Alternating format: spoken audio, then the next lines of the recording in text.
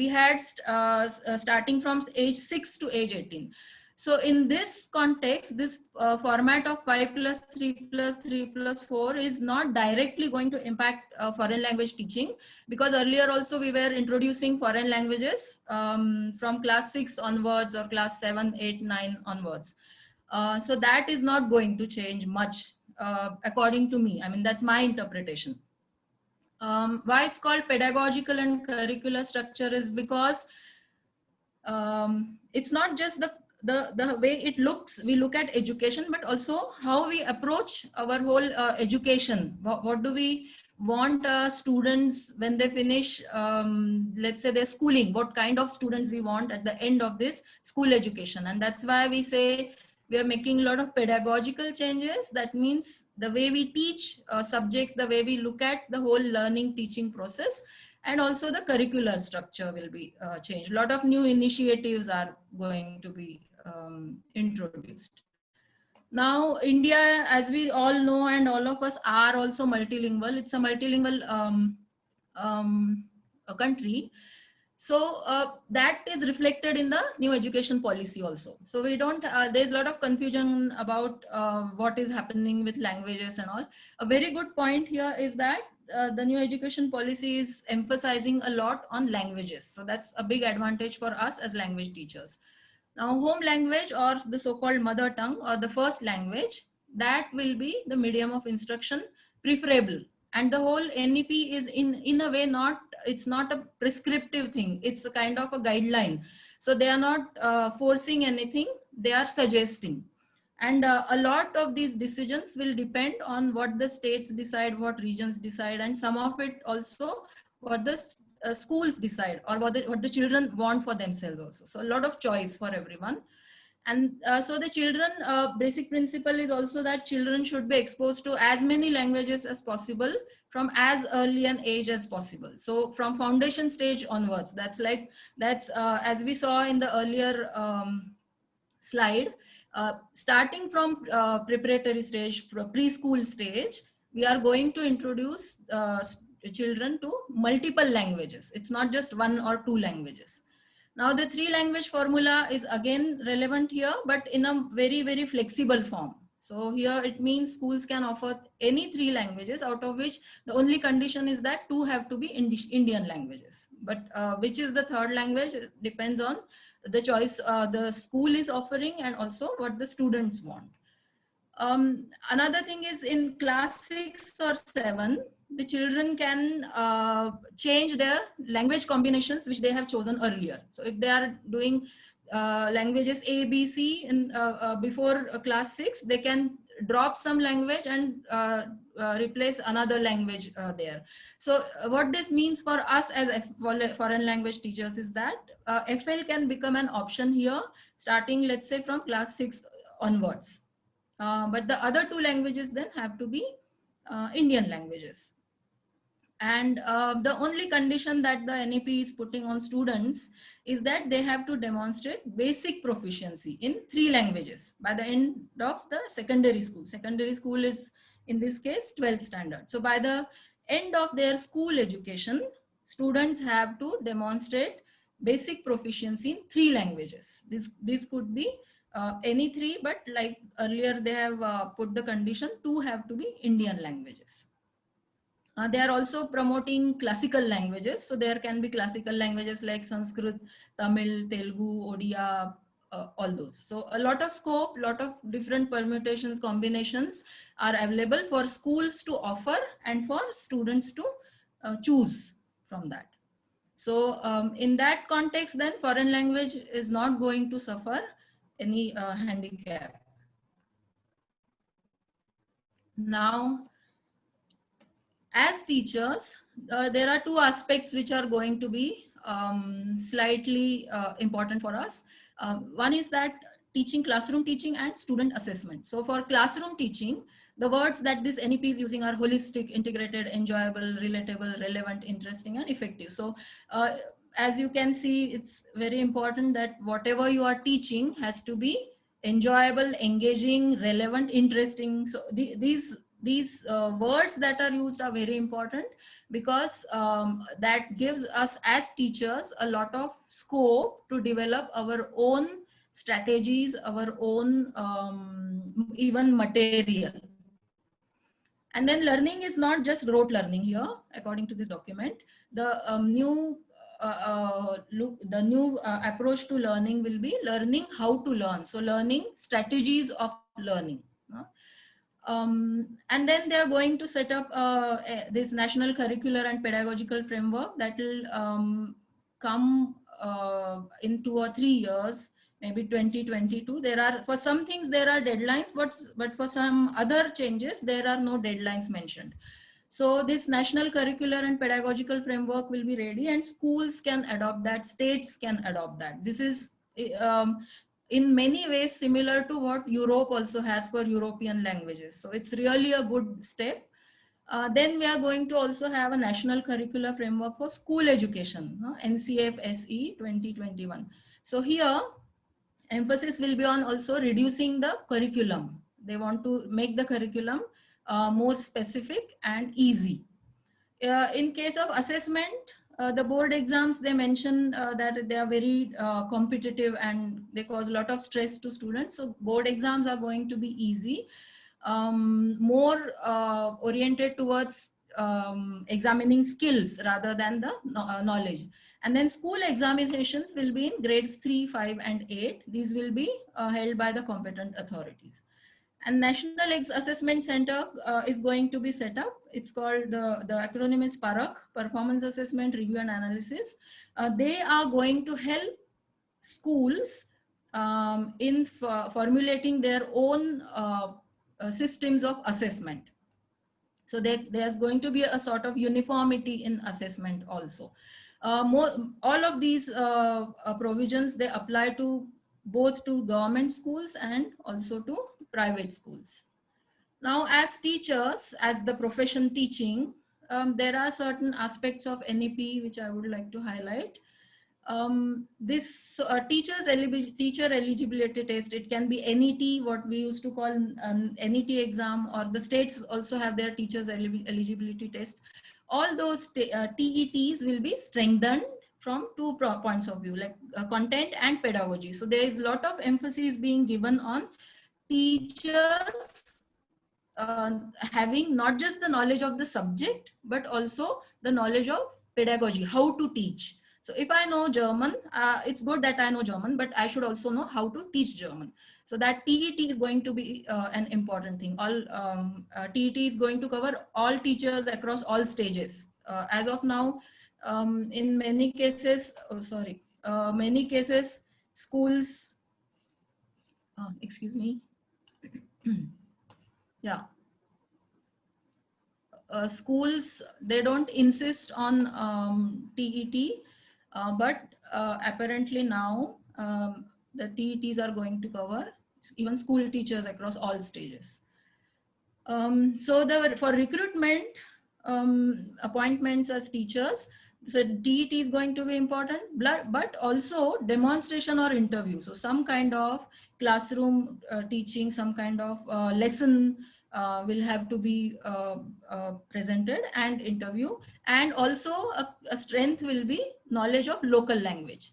So that's going to all contribute to selection of teachers.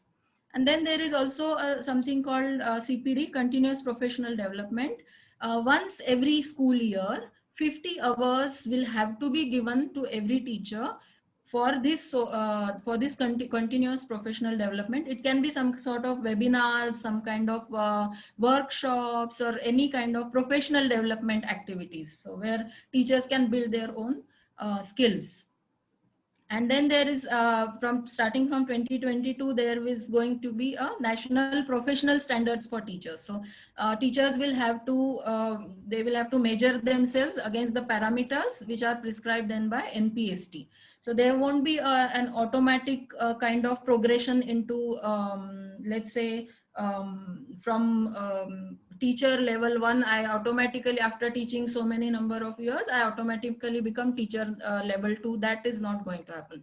There's going to be a professional standards guideline, and teachers will be measured against that. But this is still being developed, so it's going to take some time.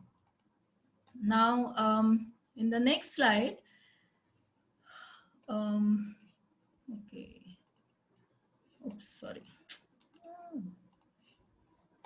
What is that? Yeah.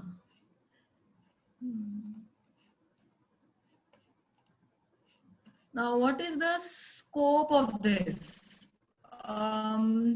If we look at for us as foreign language, not just teachers, but many of us are also translators and interpreters, and in different fields we use our foreign language knowledge. So there's a lot of scope to utilize that even after this NEP is implemented. So there's a lot of emphasis on high quality programs and degrees in translation and interpretation. So many of us can also study further and qualify ourselves in the field of translation and interpretation. Then there is going to be a very high emphasis on learning materials, development of learning materials and other written and spoken material, for example, audio or video and all those things. So what we call as resource development. And for all of these things, translation, interpretation, and resource development, they are proposing to start set up an Indian Institute of Translation and Interpretation.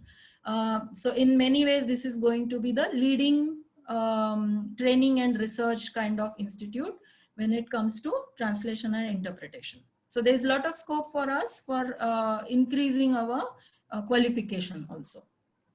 Now, it's very clear that NEP is there and coronavirus is also there. So we are all kind of being pushed in the age of online. So how does that, how does NEP address that? So they are also in NEP, they are addressing this very, very positively, and they are saying it has to be a balance, a very wise balance of online education and also the experiential or activity based learning. Now, otherwise it just becomes a screen based education, which has happened now because many of us were not prepared to take online classes suddenly. So we just kind of started some kind of Skype or Zoom or some sort of thing where kids are just having screen time. But the NEP is emphasizing on the fact that it has to be now from the next semester onwards a very, very planned kind of online teaching.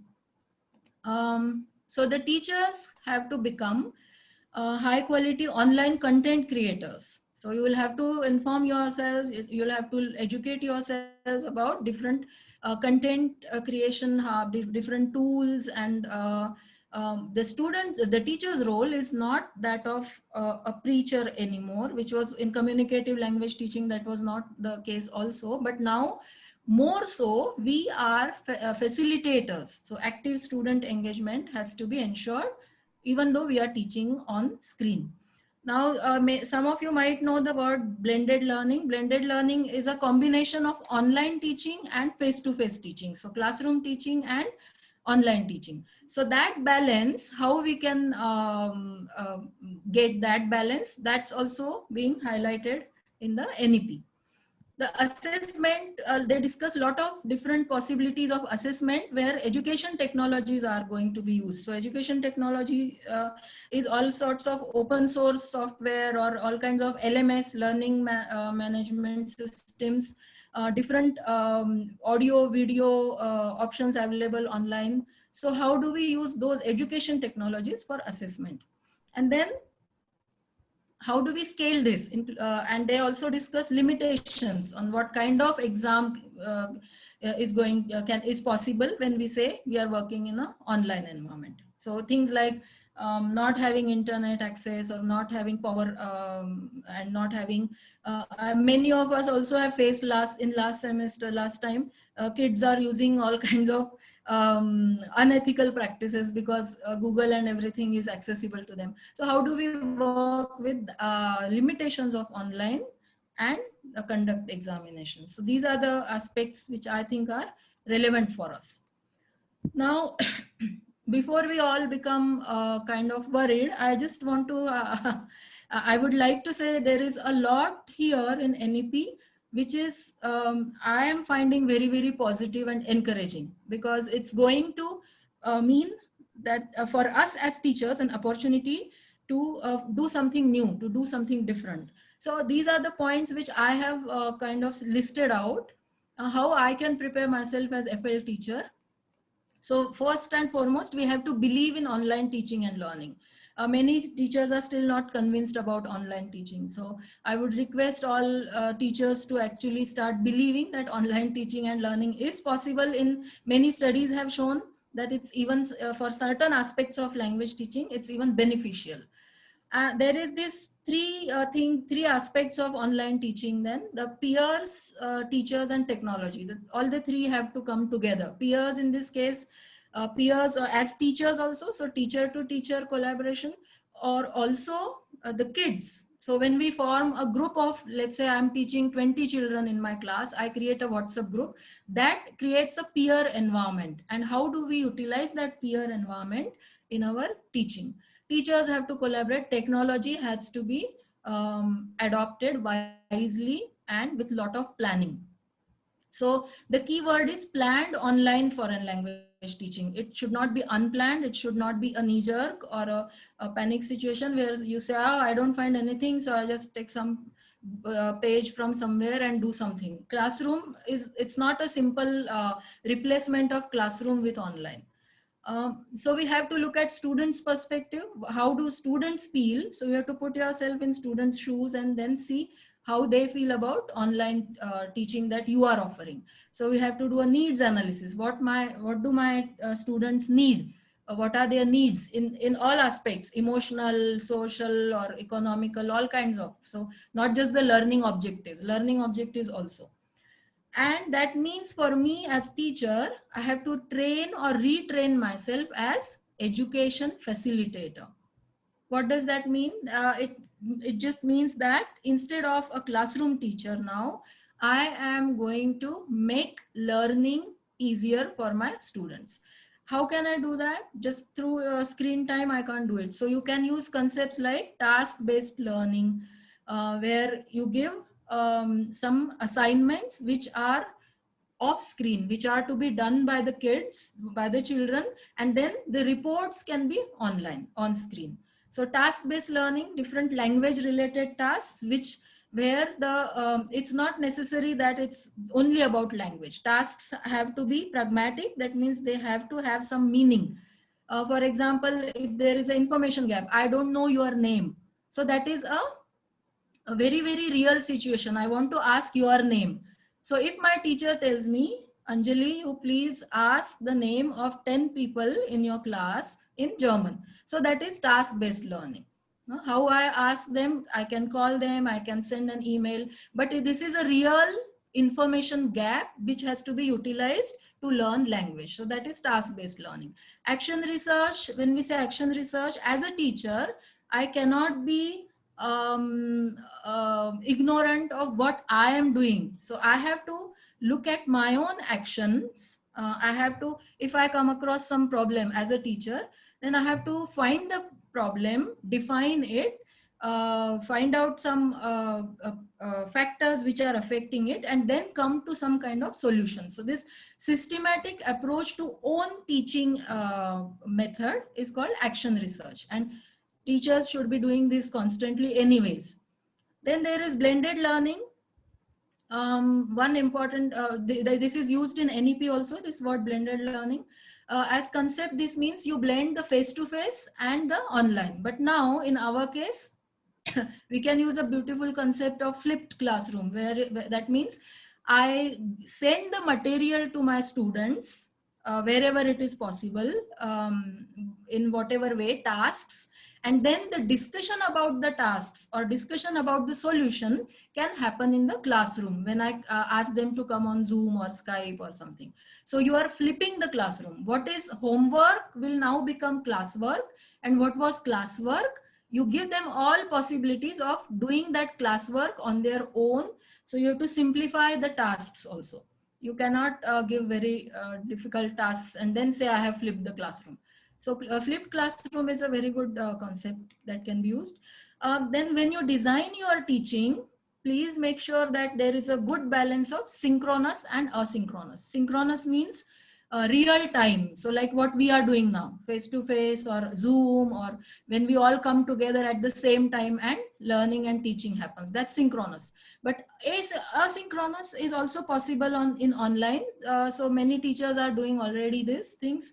They are sending some PDFs, sending some YouTube channels, and recording their own classes and sending them, so the child can then access this even when the class is not happening. So that's asynchronous. So we have to make sure that there is good amount of material given to kids as asynchronous synchronous material.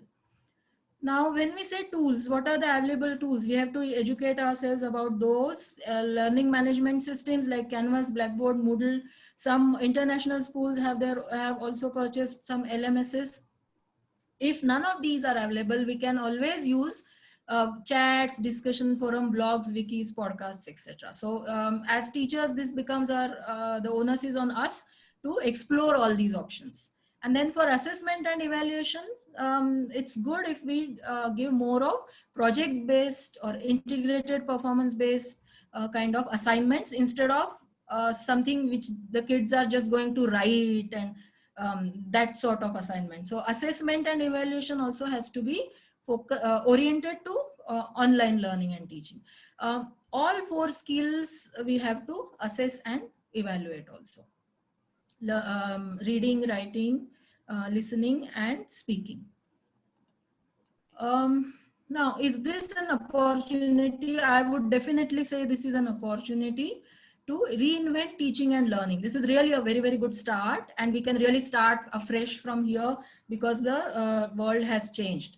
So we can reinvent our own teaching and learning of FL in schools, and we can do a lot of things. We can create and publish new material or resources. So now books also will have to be will have to orient themselves to that. So book authors are also working on all of these things, where the material that books are going to be giving as accompanying material, or books are going to be more in online accessible formats. Many books are already available as PDFs or as ebooks. So the material, resources, everything has to be focused mainly on online teaching and learning.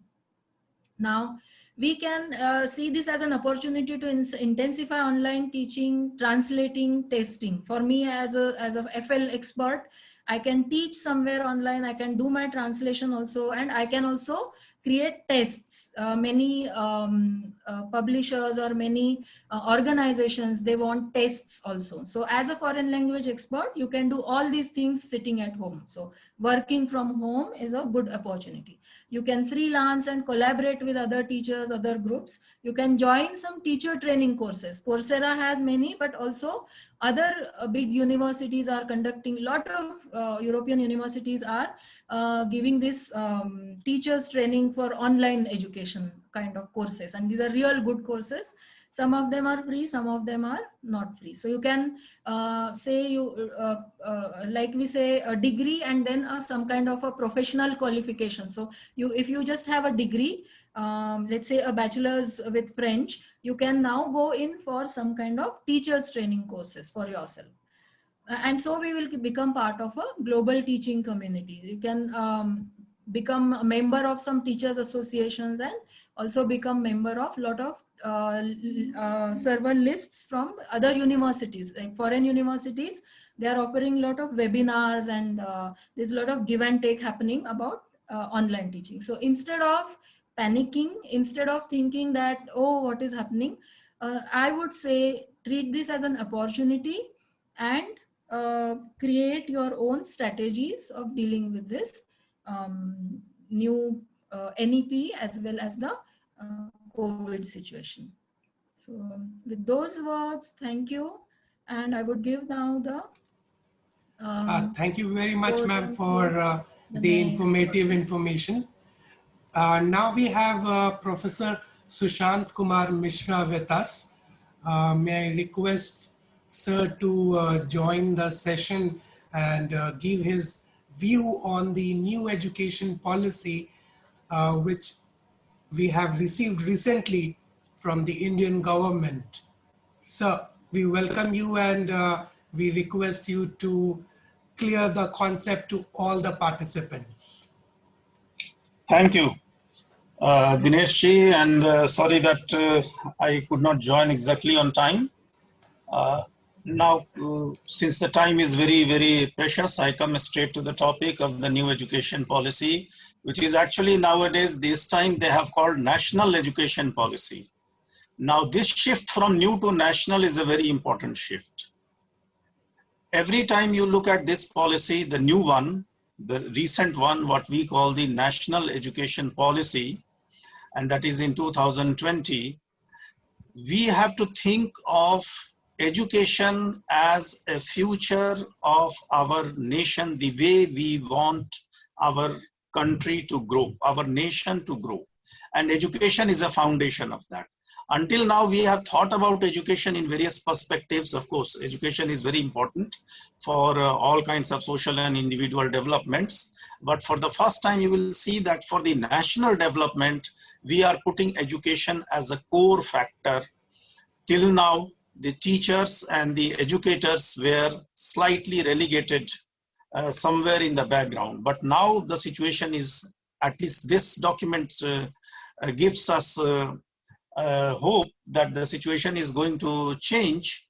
And of course, the Prime Minister has also said that this document will be implemented, and that is very important for us. So, and now you can see in this document, where do we exist? But of course, there are wide variety of subjects covered in any education policy. For us, where is the space? For us, I mean to say the foreign language teachers. Whether we are teaching French or German or Spanish or any foreign language, where do we exist? Because a lot of, now this issue is very important for us, not only for our bread and butter, but also for the nation building. Where are we heading to? Are we going to avoid completely the national, in this, according to this national policy, the teaching of foreign languages in the schools? Or is it going to increase? Or the situation remains as it is? Now, these are the three situations. I can see on the screen also that we are a bit confused about the status of foreign languages in the schools now. So let us look at this document closely. I will read some of you. Whenever, if you wish to read, you can read the document also, but that is not important because there are various aspects of the document. I am going to tell you what is relevant for us. So very briefly, I will just refer to a few pages. First of all, when we talk of the language, if you feel like Dinesh ji, then you can show the page 14 and 15 on the screen. Otherwise, I will read also. Sir, yes. I would just like to intervene before Yes. you start telling about this policy. Kindly tell the teachers or the participants that in which page number, which point they need to read so that even they are clear when they refer the documents. Yes, exactly. That's what I said. Without referring to page number, I will not read it. I am referring to page number 14. That's what I said. Page number 14 and 15 right now, because that concerns us. See, this is under the heading multilingualism and the power of language. This topic starts on page number 13. So we have to basically read page number 13, 14 and 15, not more than that. That is sufficient for us in our present circumstances. There are one or two other pages also, which I will tell you gradually. First of all, on page number 13, not very important because we all know about the importance internationally given to the mother tongue education at the primary and the pre-primary levels. So this education policy, as Anjali ji would have said, and as you all know, this 5 + 3 + 3 + 4. So we are coming exactly to 12 years. But now the pre-schooling is included in this. So when we say 5 years, the pre-schooling is also included.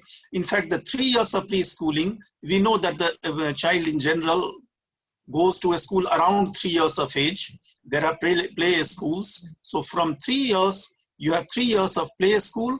Then subsequently 2 years, so grade 2, what we call nowadays grade 2 or class 2 or whatever. So till 2, we have 5 years, that is the foundational stage. The foundational stage has to be in mother tongue. Now, what is this mother tongue? That again becomes a problem. That too, if we are concerned about Delhi or metros, mostly our subjects of foreign languages are taught in bigger cities. So you don't have one mother tongue in the classroom. You have multiple mother tongues. Now, in that situation, which mother tongue would you prefer to? So obviously, either it will be one of the link languages, whichever link language we may talk about, whether at the state level or at the national level. Suppose we are following the CBSE schools, then there are parents who shift from one place to the other place. If they are in Delhi, they might go to other subjects.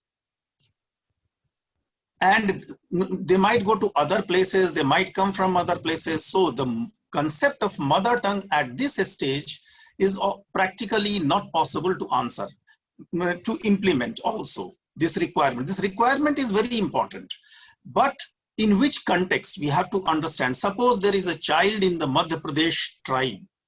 There, the concept of mother tongue and education through mother tongue becomes very important, because the child is normally a first generation learner, does not have any other support of any other language. And in that context, this concept of mother tongue and education of mother tongue at foundational stages is very important. But in a city like Delhi or any metro, where we have people coming from across the nation and getting education in various languages, or coming from various family backgrounds, speaking different languages, in such a multilingual classroom, we don't have to bother much about any change in whatever the way we are teaching right now, whether it is English or Hindi or one or two other subjects like French, etc. The situation is going to remain almost the same, because we are dealing with places which are like boiling pots, where the melting pots, people coming. Now you see the multilingualism is there. Now where do we exist? On page 14, you can see the importance given to Sanskrit, which is again very important. Sanskrit, or there are other classical languages which are there also in page 14. 4.17 gives the importance of Sanskrit, and 4.18 brings other important languages like Tamil, Kannada, Malayalam, Odia, Telugu, etc., which all have been given the status of classical language by Government of India. So the knowledge content in all these languages are very important for all of us. We have to understand the heritage, the classical heritage that we have, which actually define all of us.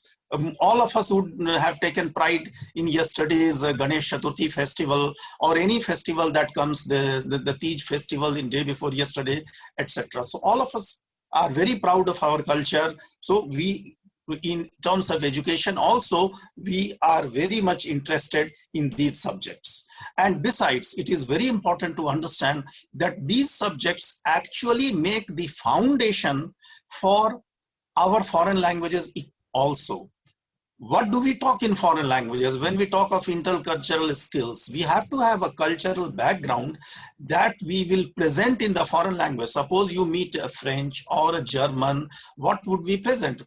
To a French, I will not go talk about Paris, but I will talk about whatever is there in the Indian culture. And we have several textbooks also coming with elements from the Indian culture, and you all understand the intercultural perspective that we are gradually implementing more and more in our school textbooks, in our teachings, etc. Until now, the document does not talk about the foreign languages. It talks about tribal languages, it talks about major languages, but in this process, what it does talk about multilingualism and acceptance and appreciation of multilingualism, including English. For the first time, you will see that the importance given to English, so much of importance is given to English. Why given to English? Because that is the international scenario. Until now, we could have talked only about Indian language, about education through Indian languages. You can see the first document, 1968 till 1986 or 1992, etc. You can see when NCF 2005 tries to give importance to English, but that is only a curriculum framework, not a policy document. For the first time, if you read these pages, you will immediately see the importance given to English, and that I got confirmation not only for my reading, but a few days ago, I heard the former CBSE chairman Ashok Ganguly, and he also talked about, Dr. Ganguly also talked about the same. So importance given to English, along with that perspective of international understanding and international conceptualization of our education system. Obviously, the foreign language educators are there, which is our portion. Now, what happens? See, on page 13 and 14, they have talked about the multilingual teachings. They have talked about the multilingual scenario. They have talked about the importance of the classical languages in India. And now just come to page number 15, and you can immediately see that 4.19 and 4.20, I am going to read for you on page number 15. 4.19, for the enrichment of the children and for the preservation of these rich languages. Which are these rich languages? I have already told you: Tamil, Telugu, Kannada, Malayalam, Odia, Prakrit, and all the languages of India from the Indian backgrounds. Now, all the students of all schools, public or private, will have the option of learning at least 2 years of a classical language of India and its associated literature. How are they going to learn? Through experiential and innovative approaches, including the integration of technology in grades 6 to 12, with the option to continue from the middle stage through the secondary stage and beyond. So you see, the other languages, apart from the mother tongue, the other languages are coming from grades 6 to 12. In the 3-language formula also, you can see that from secondary stage, what we nowadays call secondary stage, grade 6 to 12, secondary to higher secondary stages, the other languages are coming. So they have, once they have opened the scope for the other languages, now it might appear that we are talking only about some of the Indian languages, the classical important Indian languages, or the 22 languages accepted by the Constitution, but the document goes beyond that. Immediately follows section 4.20 on page 15 of the document. I will read it for the benefit of all. In addition to high quality offerings in Indian languages and English, see, immediately it puts Indian languages and English, comma, foreign languages such as Korean, Japanese, Thai, French, German, Spanish, Portuguese, and Russian will also be offered at the secondary level. Now you can see at the secondary level, so that simply means 9 to 12, it is going to be there. For students to learn about the courses of the world and to enrich their global knowledge and mobility according to their own interests and aspirations. Now, this is exactly how presently the foreign language teaching is going on. The boards, the centralized boards, are offering these languages at class 9, 10, 11, 12 levels. Now, immediately for us, the question comes, what will happen for 6, 7, 8? Now, to understand that situation, you can again go back to 4.19. What it says, the other languages will be included in grades 6 to 12. So that gives us the opportunity to include other languages in a multilingual setup where we have students coming from various backgrounds. Which languages will be taught? For example, let's say in Delhi, which are the state languages? Urdu, Punjabi, and Hindi. These 3 are the state languages. All the schools are transacting their education. Most of the schools are transacting their education through English or at the most Hindi. Now, which other languages will be offered? Urdu and Punjabi.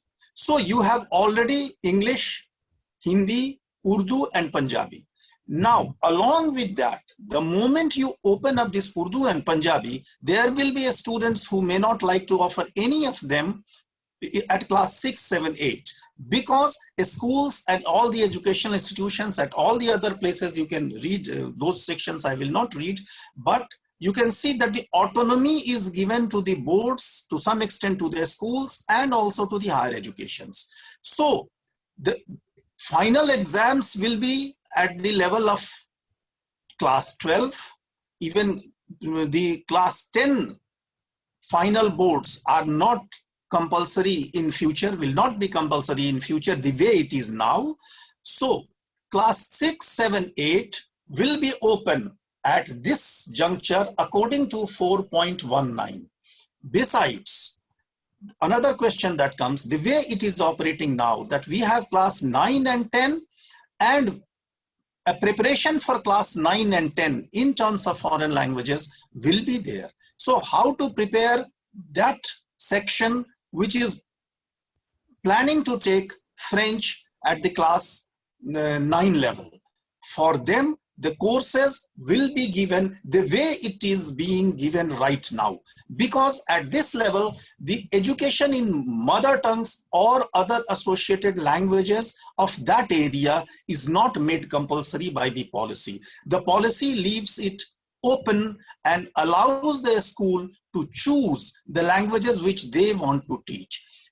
At the foundational level or at the most till grade 5, there is some compulsion to choose 1 or 2 local languages. But from class 6 onwards, there is no such compulsion. So this opens the possibility of teaching of a foreign language so that the student gradually acquires the skill which is required to learn the foreign languages at class 9, 10, 11, 12.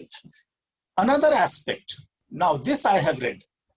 So I think this is sufficient for all of us. Another very important aspect to which all of us should pay attention is 4.22. The document talks about Indian Sign Language also.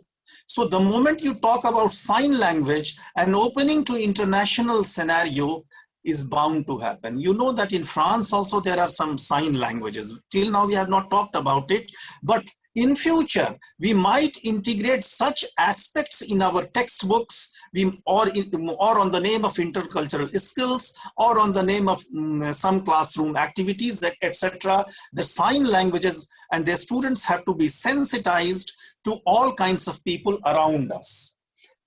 Further, just go to the previous one, 4.21, what it says. The teaching of all languages. Now you see, immediately it has come to all languages and does not mention only secondary and higher secondary, what we understand, that class 9 to class 12. It says that, I read 4.21, the teaching of all languages will be enhanced through innovative and experimental methods, which most of the foreign languages are engaged into, including through gamifications and apps, by weaving the cultural aspects of the languages such as films, theater, storytelling, poetry, and music, and by drawing connections with various relevant subjects and with real life experiences. Now, you know, all these aspects are very much involved in the teaching for the groups from class 6 to 9. So obviously the policymakers have thought about the teaching of the languages which they have mentioned in 4.20 through all these methods, and that goes by the age group. So the age group for class, which is approximately, let's say 12 to 13 years. So from 12 to 13 years to class 17 to 18 years, we don't have the same kinds of gamification. We don't have the same kinds of activities.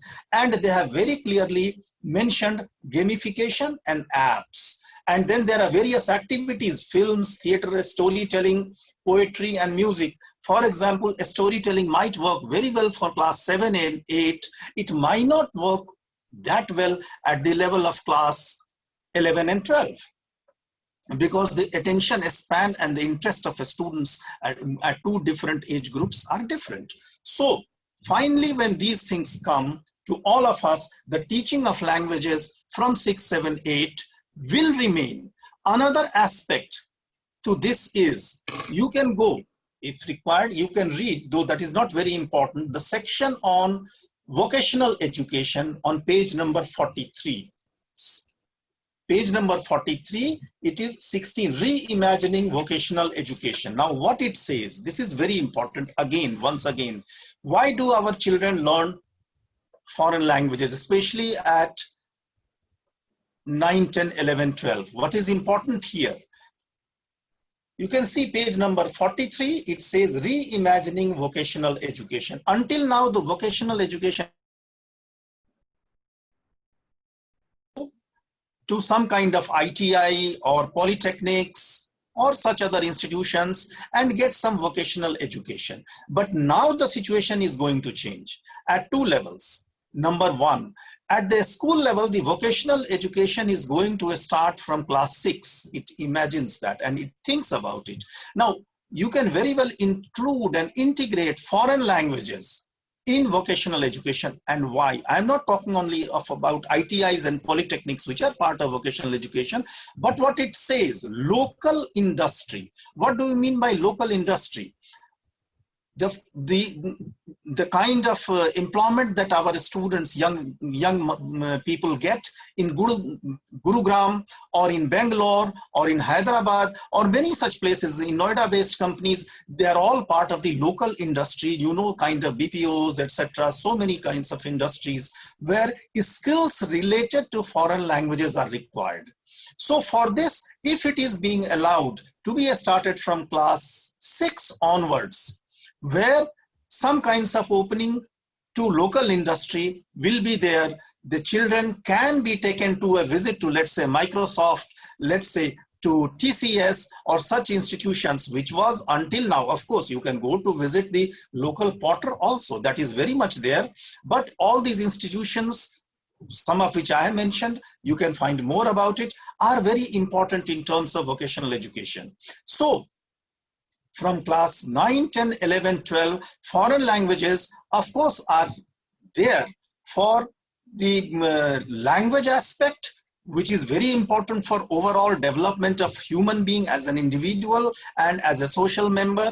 But at the same time, the life skills required in terms of languages that lead to various kinds of jobs in various industry. For example, let's say in a classroom in Mehrauli, imagine a CBSE school, whether through Hindi medium or English medium.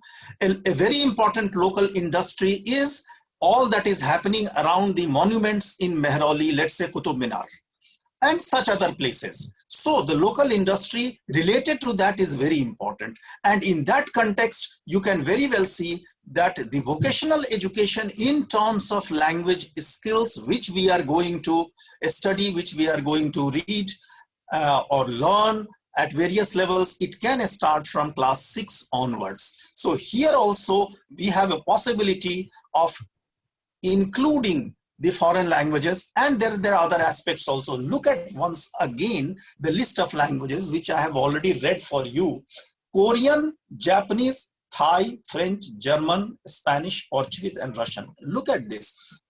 Have you heard of Thai being taught anywhere until now in any school? So far as I know, none. Now, why Thai is being included? This is just as such as, you know, the new situation which is coming is that there are various schools which are going to offer languages from the countries east of India. You might have seen in today's newspapers that Chinese planes or warships are near Vietnam and Vietnam has alerted India. So there are Indians who are going to learn Vietnamese because there is a very close cooperation. There are engineers, there are ITI people who are going to work in Vietnam now. Now, Vietnam is a former French colony also. So a knowledge of French plus a knowledge of Vietnamese language might be very useful in this context. So little bit of French you do, little bit of Vietnamese at a later stage, because there are no Vietnamese learning facilities. Here comes the importance of some of the international languages other than English. English, as Indians, most of the educated Indians, we know English. So our children, for our school going people, The other languages like Thai, they have mentioned only one or two. You can see Bhasha Indonesia, Malaysia, or you can see Vietnamese and such others. There are other languages also, languages spoken in Philippines. For example, Philippines is going to be a very important partner for us. So you can see Spanish plus other local languages. Now this becomes a very important aspect, and in future from class 6, 7, 8, 9, 10, the importance of foreign languages will be gradually increasing so far as I read this document. Not only that, there are other possibilities because of the kind of employment scenario that I have talked about. You can see that not only in metros, but there are in other parts also. Let's say, for example, in rural parts. Let's say, for example, right now you have heard a lot that people from Punjab and Haryana are going to work even as a taxi drivers in Germany. But where did they learn German? If we formalize this situation and those young people who want to go for better opportunities in other parts of the world and they are ready to work everywhere in the world with their professional skills, then they should have, according to this document, a possibility of learning other languages. So in a way, the scenario is going to change in favor of us, not only in metros, but for job purposes, people from rural areas and other parts of India are also gradually going to learn. That's how I perceive the future of the foreign languages as per the vision of this document. So this is in nutshell. Now, if there are more questions, specific questions, I will try to elaborate more on the other aspects through the questions. Thank you very much, sir, for all your efforts and research that we can see, that reading all the documents and sharing the details. And now may I request Professor Kocher to ask the questions one by one to both the panelists so that they can answer. The questions are being received by the participants. Please, sir. Thank you so much, Professor Anjali Mishra and Professor Sushant Mishra. You gave a wonderful insight on both the topics that are coming to the teachers of foreign languages. In this lockdown situation, we are going through a lot of anxieties because of this new NEP, National Education Policy, which has come. Thank you so much, for giving such informative information to all of us. And also, Professor Pandey spoke about also, during this lockdown, how the faculty members, how the teachers are dealing with online classes. What are the tools they can use to make the classes relevant and more beneficial for students? So you have covered, all the details very in elaborate manner. But still, I'm sure the participants, they have still few more questions. So we will take them one by one. The questions that we have received till now, we'll start with a few of those. The first question that the participants they are asking is, will it be necessary, though I heard you making it clear, will it be necessary to take 2 Indian languages for students during during the secondary education? So I would request Professor Pandey if you could throw some light on that. So yeah, as far as NEP is concerned, they stated very clearly that out of the 3 languages, 2 have to be Indian languages. Absolutely. So 2 languages will be Indian, and then after that there'll be a choice, because I also know that National Education Policy, they have made it very clear that there'll be flexibility, and Professor Mishra was also talking about that only, that they will not impose any language to any student. The choice will be there with the schools, with the states, and the decision will be theirs. Yeah. So there will be flexibility. They will continue to take, and in our region, there will not be much of a change. So yeah, that is very much clear. Then also about the status of foreign languages. how do you feel, in a little more detailed manner, how do you feel that it will change in the session starting from 2021? Sir, maybe. Professor Mishra, if you could, again give us a little, because this question Well, has come again it from is not 2021. No, see, it is not going to be implemented right from 2021. There are various aspects of it. The schools have to be ready for the situation, and that too in a multilingual scenario like Delhi or any metro in which we are functioning.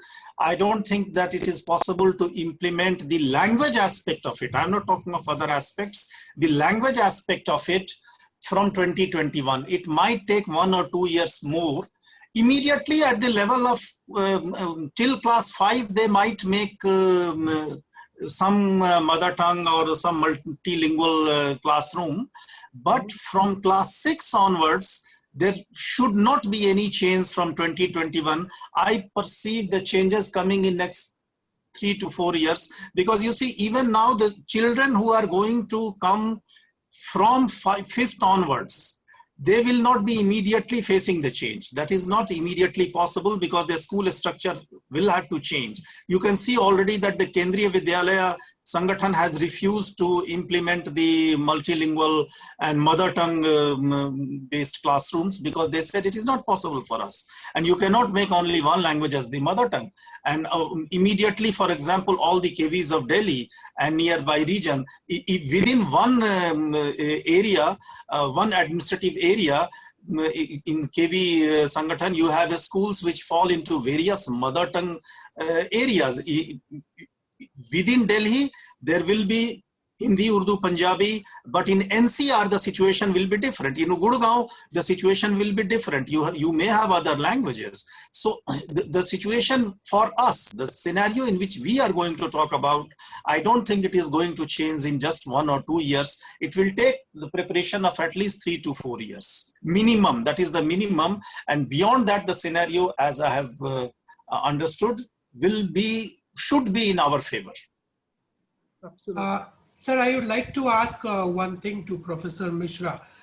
Professor Mishra, as per the documents and what I read within last 15 days, I heard that the entire implementation of national education policy will take like 10 years time. So the complete process will come into action by 2030.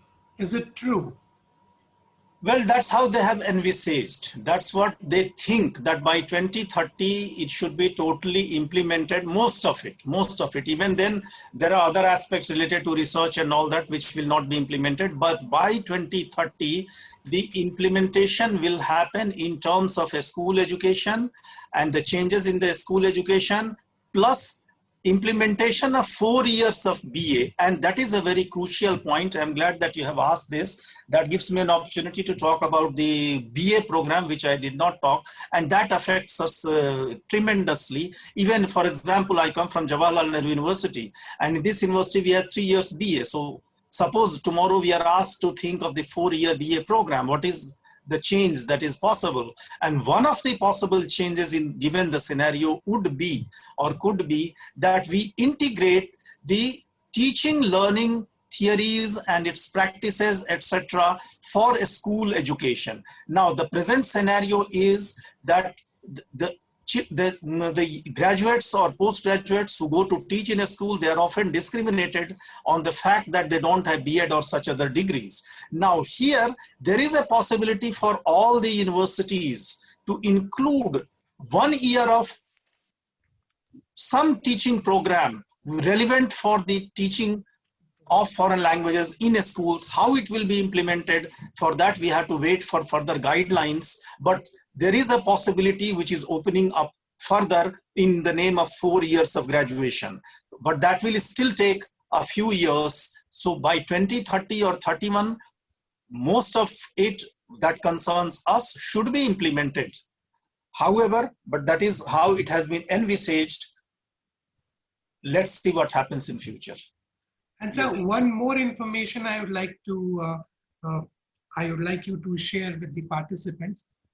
State government, do they have the rights to impose the local languages in their state? See, education is a very interesting subject in the constitution. It is in the concurrent list. So the central government makes the policies, but actually it is the state governments which implement it.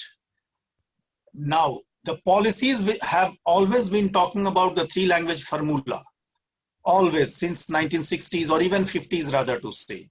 You can see the state governments have been talking about the implementation of their languages. However, there is a difference. In the CBSE and such schools, from 6 to 12 schools, the CBSE will decide. Pre-class 6, the local languages can be forced, can be imposed, but from secondary and higher secondary onwards, or what we call secondary, higher secondary onwards, because the policy would talk, even now CBSE schools, we talk only about class 9, 10, 11, 12. There cannot be any imposition on central board schools. In the local schools, there can be imposition by the state government. Now, coming to that point again, I had already talked about the vocational aspect of it, because our foreign languages fits into the other group also. And if you are in a state where where French or any other foreign language is important for the local industry, then we can bring it as part of the vocational, but that is for class 9, 10, 11, 12. And only in the local schools and the local boards of regional estates and regional boards, they can force at this level, 9, 10, 11, 12. Below class 6, it can be forced, but after class 6, it cannot be forced at the central school levels as far as this policy guidelines are concerned. May I just add to that? Yes, ma'am, Yes. please. As it stands now, some states like UTs, Delhi, Rajasthan, West Bengal, and Tamil Nadu, they've all have different objections to different parts of the NEP are there. So some of these states like Rajasthan, West Bengal, and Tamil Nadu, they've constituted their own committees to study this document. And Delhi and Chhattisgarh, Rajasthan, they have said we will implement only certain aspects of the policy, of the document. So it's not very clear as of now that the whole document will be applicable to the whole country. I don't think that's going to be the case. So state governments will decide which aspects of it they want to adopt or reject the whole document also, as in case of Tamil Nadu with the 3-language formula. So it's a kind of a politically fluid situation as of now. And many of these committees are going to give their reports, let's say by end of August or mid of September. So by end of September, picture will be clear for Tamil Nadu and West Bengal. In Delhi also, there are some objections. But they are also making two different parts of this implementation thing in NEP. They are saying the aspects which require financial investment, they will be deferred. So they have different years like 2030, 2050, 2035 as deadlines for those. But the aspects where financial investment is not involved at a national level, those aspects they are saying should be or can be implemented. So some of the things are already going to be coming into play from 2022. The structural changes where schools don't have to invest any money. So those kind of things are there. So it's not like one time when the whole thing will be implemented. So, Madam Pandey, what we are understanding is schools will still be able to decide whether they want their students to opt for foreign languages, even starting from standard 6? Schools will not decide whether the students will opt. Schools will decide what they can offer. So if my school says we have a German language teacher available, so we are offering German, then that's the choice that schools can have. If I don't have a German language teacher, the school will not offer it. No, so schools can decide based on resources what they can offer, and then students can choose from that. Just I would like to clear one more thing, sir, over here. If I am not misunderstood, so you, Professor Misra, you are trying to say that CBSE schools from grade 6 to 10 will follow completely the policy, and the state board schools, it may differ when it comes to foreign languages. Yes, actually CBSE will not, is not forced to follow the local policies.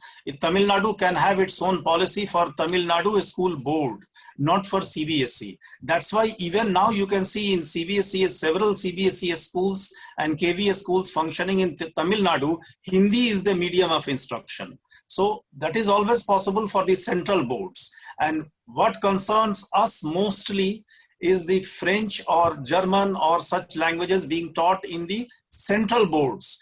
The local situations have always been decided by the local authorities, and they will decide accordingly. This document gives them freedom to decide according to the vocational education requirements, which is there even now in Karnataka School Board at the class 11 and 12. You can see it is included as part of the vocational education, though it is a language. So you can see various aspects of the local requirements are there, but for the central boards, the requirement is very clear and they have all the freedom. The document gives them all the freedom.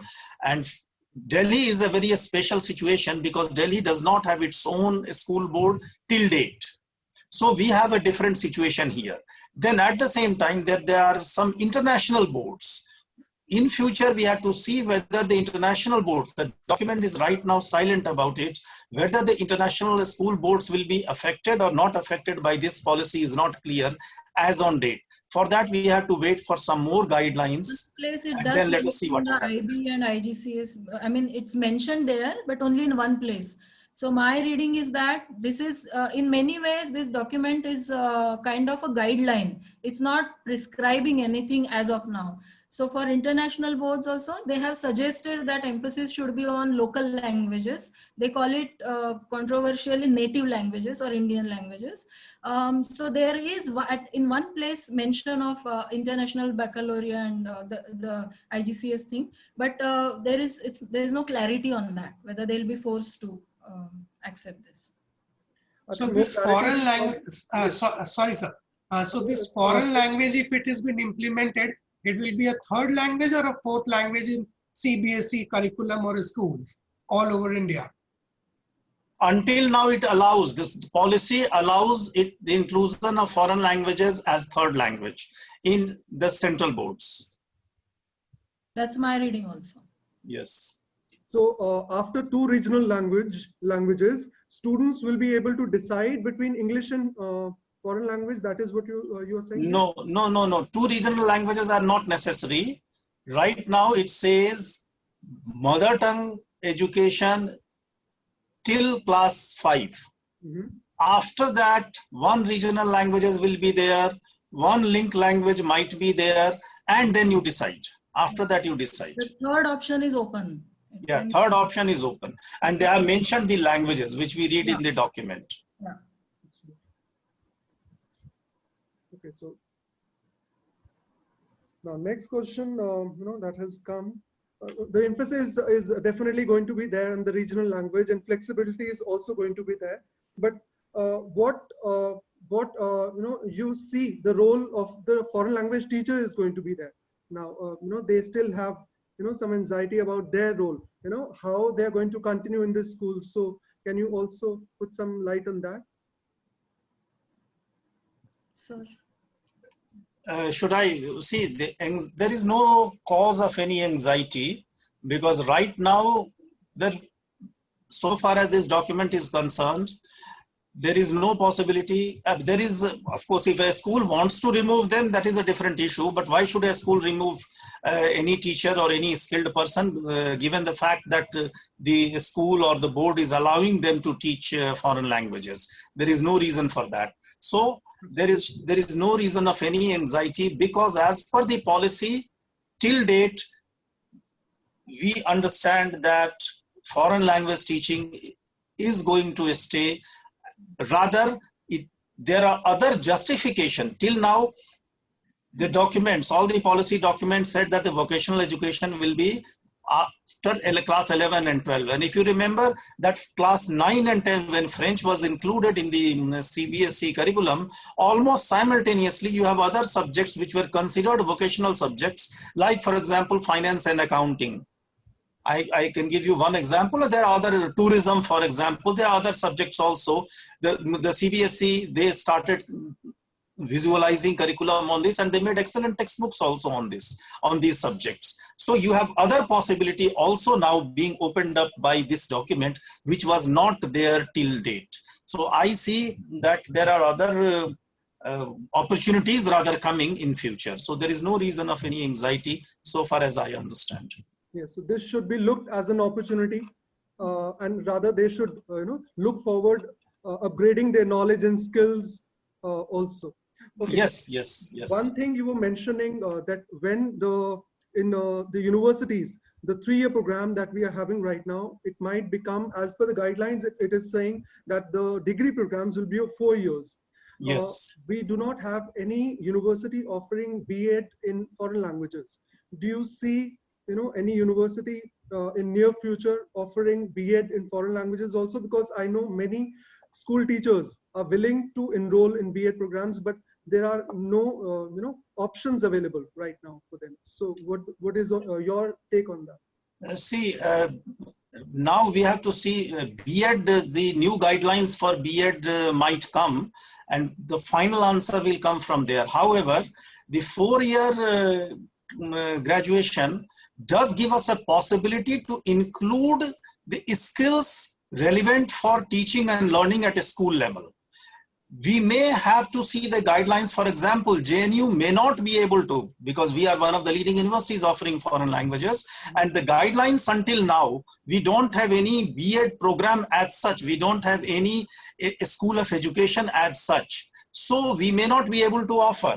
So it depends upon the guideline that are going to come. What are the collaborations possible? So according to that, some other aspects will come. However, in the context of certain languages, as they have talked in the policy, that the teachers training program are important. So there are other teachers training programs which will be recognized.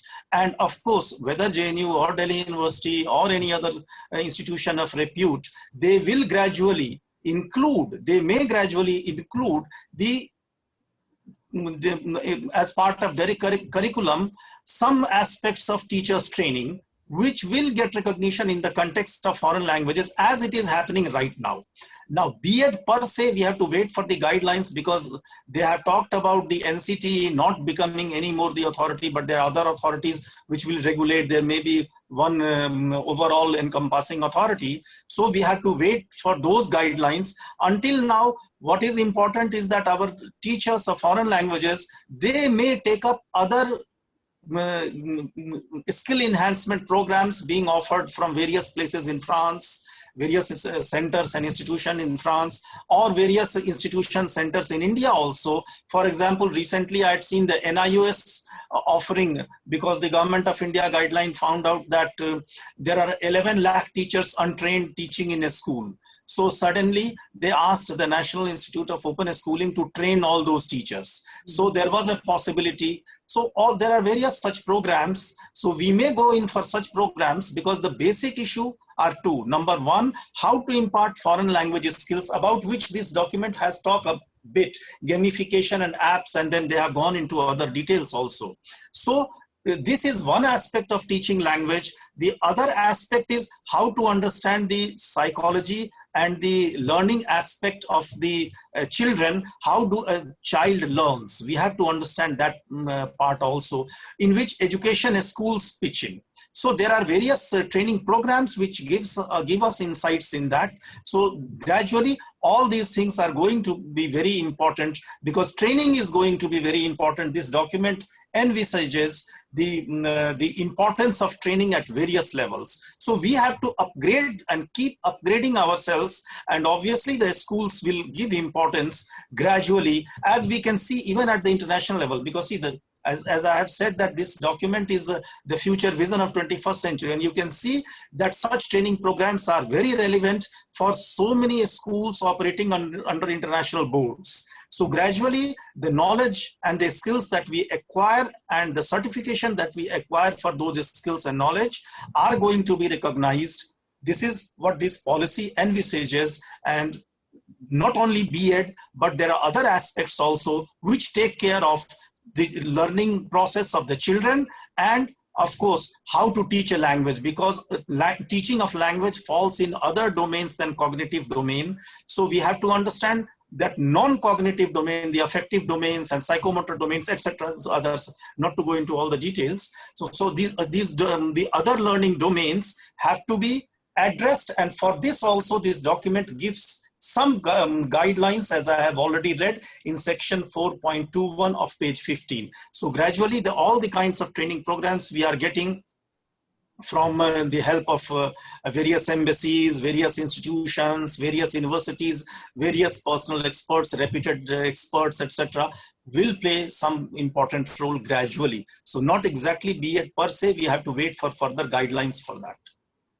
Thank you so much, sir, for your detailed answer. Another question, I would like to ask Professor Anjali Pandey. Ma'am, as sir was mentioning that, though there is, B.Ed is not there for French, but there are many programs, for teaching as a foreign language. We also have, IFI is organizing, that is ProFluent, and Delhi University is also, having their program that is foreign language education. What do you think should be the minimum requirement, per se for the school teachers? Because, that also varies. In some schools, there are teachers who are qualified, masterly qualified, and some they are having qualifications from Alliance Française. So what is the minimum benchmark that we are looking at? What should be, according to you, and also Dr. Pamishra will come to you also, what should be minimum qualification for school teaching at secondary level? It's difficult to give like one answer as a definite answer.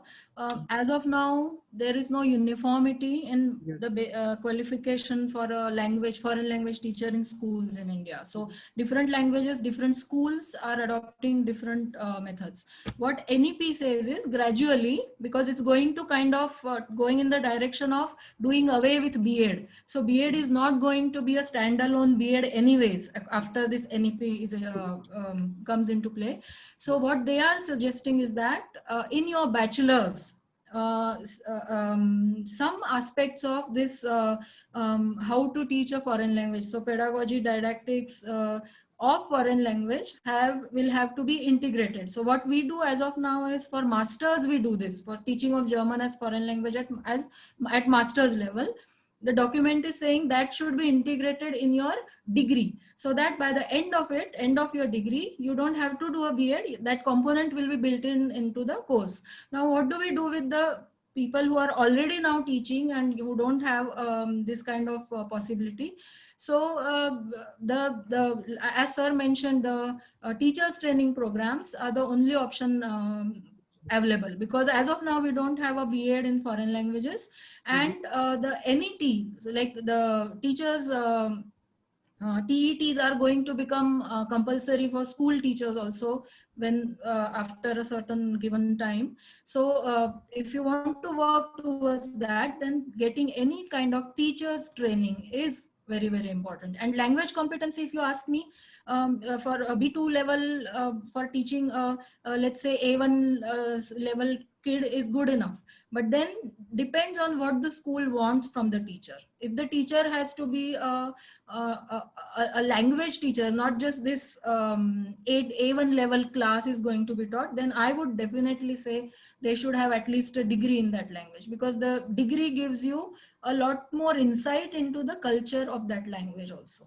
So a BA with French would be very different from B2 in French, because B2 in French is just a language proficiency, whereas BA in French would be, they are doing literature, they are doing all sorts of other aspects of language. So definitely a degree, as a university teacher, I would always say a degree would be desirable, should be desirable. Professor Mishra, you could also throw some light in this. Yes, I see some of the questions also, which is some of them I'm able to read, though they appear for a very brief few seconds. But there are two aspects which I see in the questions also, that some international board, Sen Gupta sir has said that Cambridge provides training all through the year, which is true, and I have mentioned about it, of course. Continuous training is very important. And till now, this is also there, I think Anuradha Karkun ma'am has mentioned it, that B.Ed or such other aspects are, such other degrees are required for your professional growth. Yes, that is true, till date, definitely. But how do we envisage the future? As far as this policy is concerned, what I have seen that in the future, there are two aspects of it. One, integration of teacher education programs in the 4-year graduation. Number two, the possibility of the present 3-year people to undergo some kind of training, about which I have already given some details, but I will add one more aspect to it. The way this policy document talks about it, that in the 4th year, there may be, or the 3rd year, there may be some aspects of curricula which will be transacted online. So if it is so, there is always a possibility, because this talks about lateral entry at various levels. So there is a possibility, if the universities desire so, to open up at the 4th year level, when they are going to talk about the teaching learning processes, about which again somebody has said that the foreign language teaching didactics of foreign language is a very important part of our curriculum at MA. Yes, it is. But at the same time, in most of the universities, you will not find anything being talked about the child psychology. Let's say, I give you one example. Child psychology, how a child learns. See, when my student at BA level comes, he has or she has already attained 18 and 19 or 20 years. The learning processes at between 18 to 20, 21 years is completely different. And the learning process of a child between 12 to 18 years is completely different. So most of these programs, which include didactics as a paper, they do not often talk about it, the teaching learning process of a school. Now, to be blunt, that as a university teacher, we are not competent very much to talk about it. We have to ourselves study. We will study, and then we can gradually evolve such programs. And as far as the policy document is concerned, there is always a possibility of offering those programs through distance, through online, through various modes, so that our future teachers and present teachers may be benefited. And then Sengupta sir is continuously asking about one distance education programs also for graduation. So let's see. Now this, until now there were only a few universities talking about it, but this document opens the possibility for others also. Unfortunately, in our society, distance education programs were not really valued. And hence you can see the CIFL, the then CIFL, which offered distance education. Whatever they meant by distance education, you can always question that. There are people who question it, but at least there was a possibility that has also been shunted away. But this policy again gives us, takes us to that direction. And you can see already, whether we, due to Corona or whatever the situation may be, the online is coming more and more. And perhaps in future, gradually we will have to address this aspect also, given the kind of learners we have, the variety of learners we have, and the kind of movement the learners have to undergo, the participants have to undergo at various levels. Because you see, at the end of the day, all of us are learners. Even I'm undergoing some online courses. You see, when I get this NEP, I have to understand the NEP also, and there are concepts related to education. And for that, I have gone through the material offered by some universities, because when I go to the textbooks are designed for a particular audience, and I don't know what is my level, because I have not gone through that subject. See, I can take a book of history and read, but when you read history as part of your curriculum from BA to MA, then you are taken in a very calculated way to higher level. And that becomes this, that's where this education, this policy interferes, that you see, the universities should be able to offer such programs where other people who are already in some or the other profession, they can take up courses offered online as part of continuous education. And you know, the continuing education in parts, as part of training, as part of learning at various forms and various ways, are very important in our times. You may be a CEO of a company, of a computer-based company, but the language has changed and you have to learn the new computer language. So everywhere we have to face, and continuous learning is the buzzword for us today. So we have to, and we have to take care of that. And this policy does talk about that. I would just like to add, because I'm seeing some comments and questions also. Just like Anuradha ma'am has mentioned, I am also a product of those days CIFL distance mode MA German course. So I'm kind of not so skeptical about the word distance education. I very much believe in that. And CIFL, and as of now IFLU, has a very, very strong tradition in pedagogy, didactics, language teaching. That was the very, very important institute, and we are carrying forward that tradition. So our MA programs, French, German, all of them, they are structured in such a way that there is a very important component of didactics and language teaching. FLT is very strong in IFLU. So I would suggest anyone who wants to do these courses, somebody is asking, how can I get into a distance mode? Unfortunately, IFLU has discontinued those distance education MA courses. We are thinking of starting them. It might take a year or so, but when they come up, you can join them. And as of now, I would say in India, even compared to JNU, I would say JNU doesn't have even that strong competence that we have when it comes to language teaching, FLT. So I can very strongly recommend German, French, FLT. If anyone wants, they can somehow get into some courses in IFLU. And we used to have language teachers training. We used to call them diploma in foreign language teaching.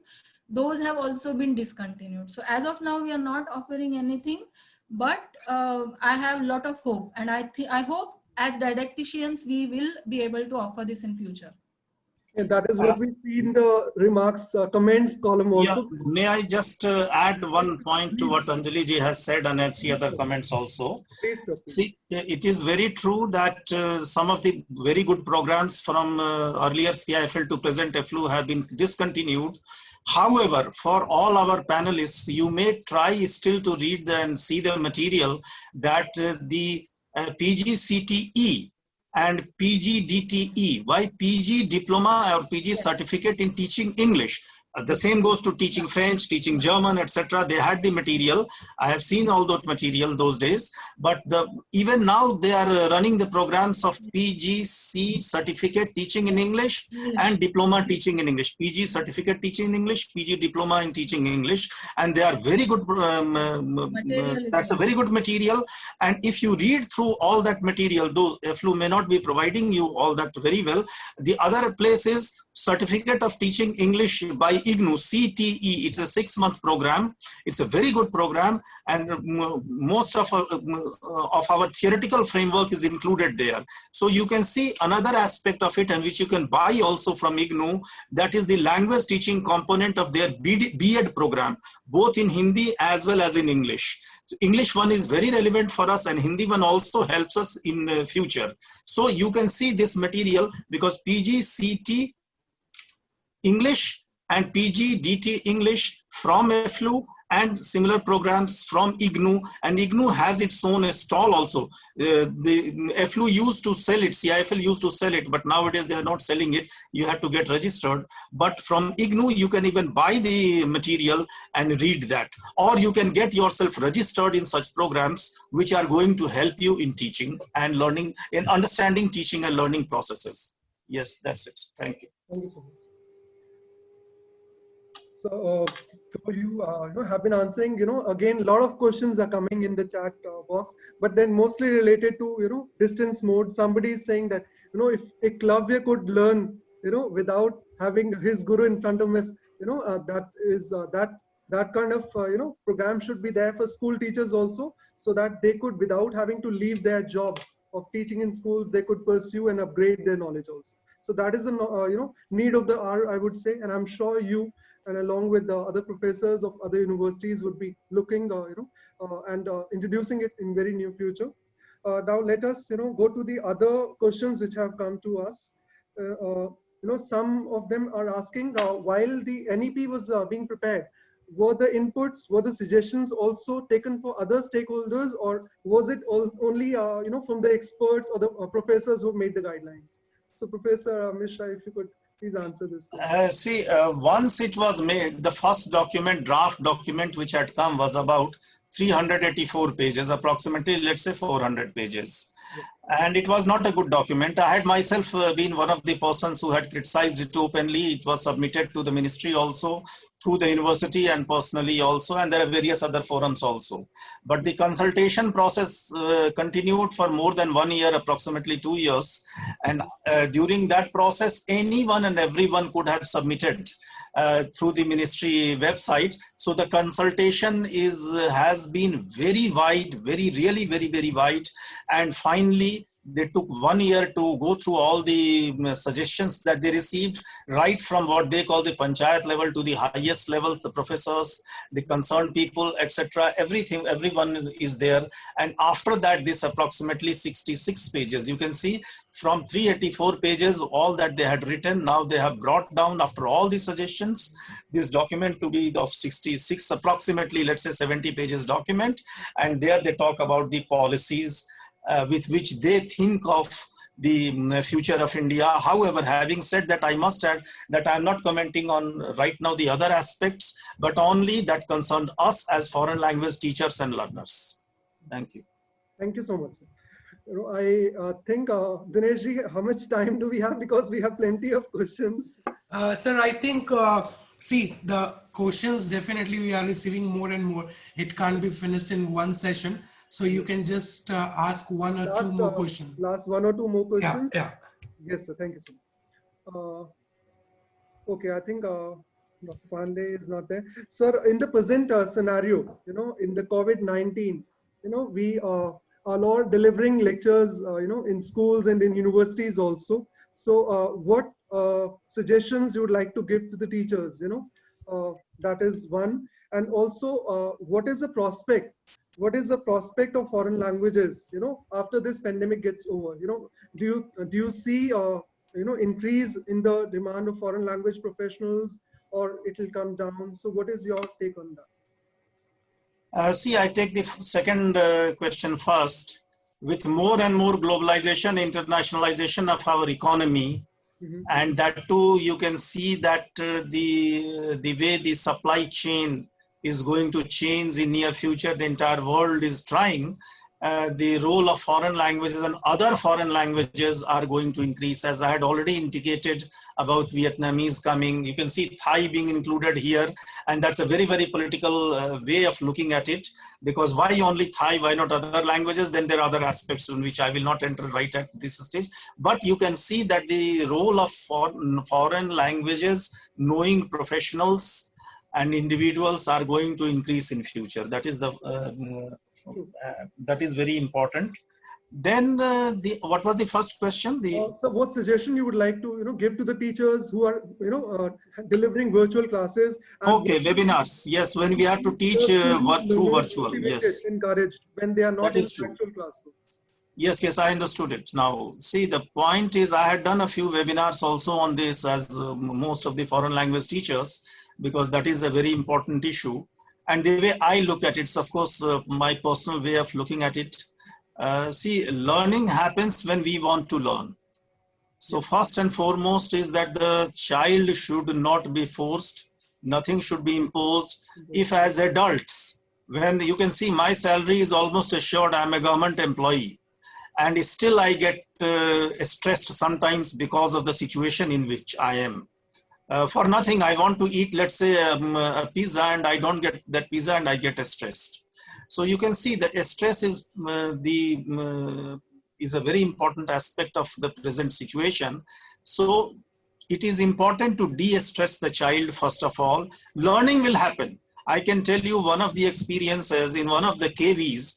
There was a teacher appointed for teaching English in some part of UP, Eastern UP.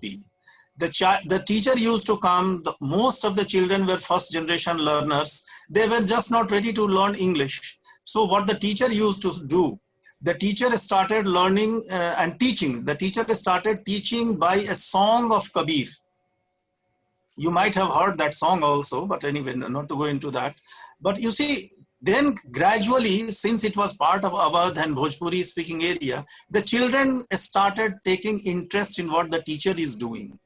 So first and foremost, in the given situation also, we have to face the child in a situation where the child is stressed, and all of us are also stressed. I can understand the stress because the school administration is on your head. The child doesn't want to learn, and of course the child wants to play. The child is closed at home, so the situation is there. So choose your lessons in such a way, at least below class 9.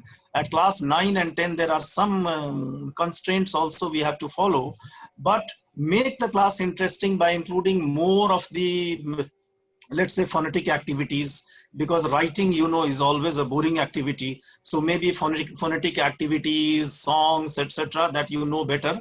As this document itself tells us, gamification and apps. You can see the theory of gamification. The child has to be rewarded. Of course, only virtual rewards will be there. So such strategies we have to integrate.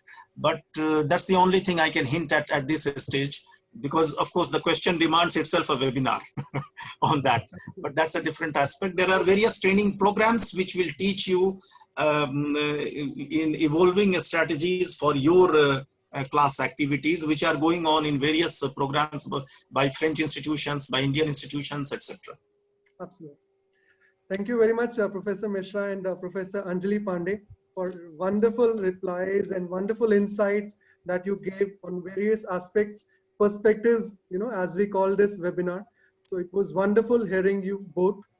Now I hand over to Mr. Dinesh Agarwal, you know, for a final vote of thanks.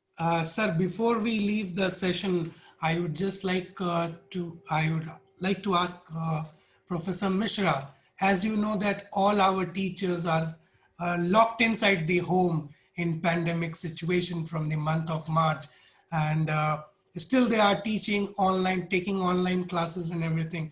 What will you suggest them to upgrade or enhance the teacher should do for themselves, so that once the situation is better, they will have certain more knowledges or more inputs they can put when they are in the school? See, as I have already indicated, that there are various training programs going on by French authorities, by various French didactic centers or German didactic centers. The embassies are doing, Alliance Française are doing, various Indian institutions are doing, some of the private partners are also doing, who are interested in a school education, and such other teaching learning programs are going on. I have suggested already a few material that they can, if they can hold on. Some of them are available online also. IGNOU material is available online. So you can look at those material. You can follow some of the training programs. And you see the training programs are very important by some of the institutions in Europe, because they actually remodel their entire schedule and their entire knowledge content to suit the requirements of the present situations. So they actually tell us how to teach, how to organize our classrooms given the present situation that we have. The situation of pandemics where we are all stressed, we are inside the room, we have to attend so many people in the family, the child is also in the family. Suppose the parents have to go to work and there is only one mobile, so the mother has to go to work, at the same time the mobile has to be left, and the mother is not very happy. So how to tackle such situations, how to give, as Anjali ji had said, the synchronous and asynchronous material, and how to encourage parents also to get involved with their children. And at the same time, you can see also that this is a time where you can, of course, we all have to teach and learn. The academic activities cannot stop. But at the same time, there are other aspects which we should also concentrate, and this is the time where we can focus on those aspects. For example, social skills. Now, the social skill we never talked. When the schools were going on, we expected children to learn the social skills by interacting among themselves. In the process, they forgot their relatives, they forgot their parents, and you can see all kinds of situations that are coming in society, the conflict between the younger generation and the elder generation. So now here is a situation where the children can also be encouraged to acquire more of their social skills. Have they talked to their grandparents? Have they talked to their uncles and aunties? What did they talk about? And bring in such aspects of social skills in our learning and teaching process of French or the other subjects.